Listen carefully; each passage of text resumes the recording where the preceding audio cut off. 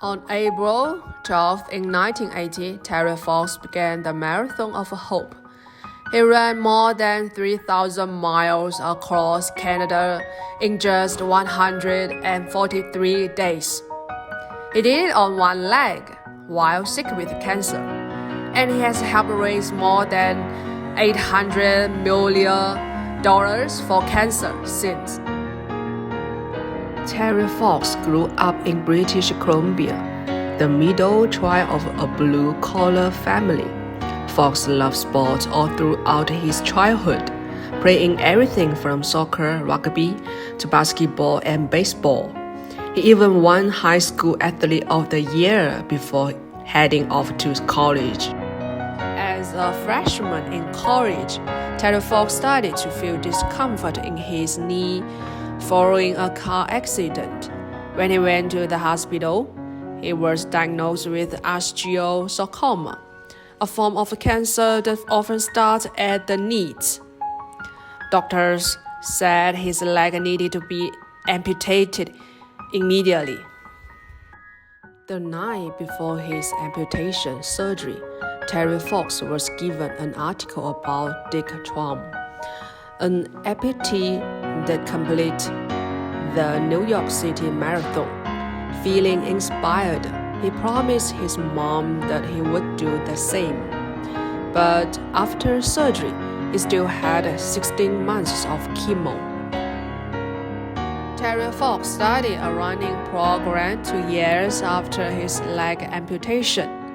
He trained for 15 months, ran over 3,000 miles, and only took 1 day off, Christmas. On one run, his artificial leg snapped in half. Terry hitchhiked home, clapped it together, and ran another 5 miles. Why was Terry Fox training so hard? Because while his parents thought he was training for a 26.2-mile marathon, Terry Fox had something else in mind. His idea? The Marathon of Hope, a 5,000-mile run across Canada to raise $1 million for cancer research. Here's the map. On April 12, 1980, Terry Fox started his journey from Newfoundland's eastern shore. His plan was to follow the Trans-Canada Highway to Vancouver, running a marathon each day, 26.2 miles, for more than 6 straight months.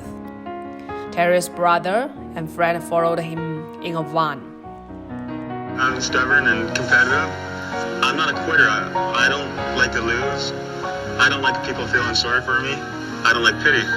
And I wanted to show these other people what Terry Fox initially disappointed with the reception he raised while running, but when he was handed a $10,000 donation from a smaller town of 10,000 people in Newfoundland, his attitude changed, and so did his goal. Fox now wants to raise $24 million, $1 for every Canadian. As Terry Fox continued on his journey, the media began to pick up his story.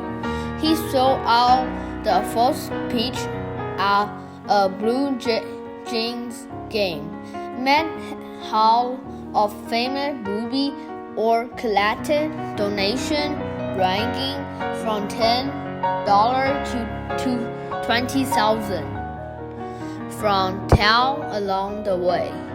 The only problem, he knew something was wrong. On September 1st, now more than 3,000 miles into his journey, Terry Fox felt pain in his chest. Knowing this was different than his sore knee and shiny spells, he asked to be taken to the hospital. The cancer had returned spreading to his leg. His race was over.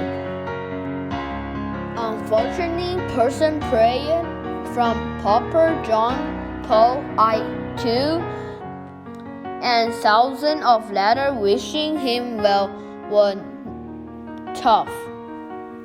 In 1981, less than 1 year after he stopped running, Terry Fox died right before his 23rd birthday. He had raised $25 million, unfortunately reaching his $24 million goal. In the end, I love this story for one simple reason. Terry Fox simply didn't let anything get in his way. Accomplishing his goal and inspiring millions along the way. Even better, his foundation has raised over $800 million since. Now that is legendary.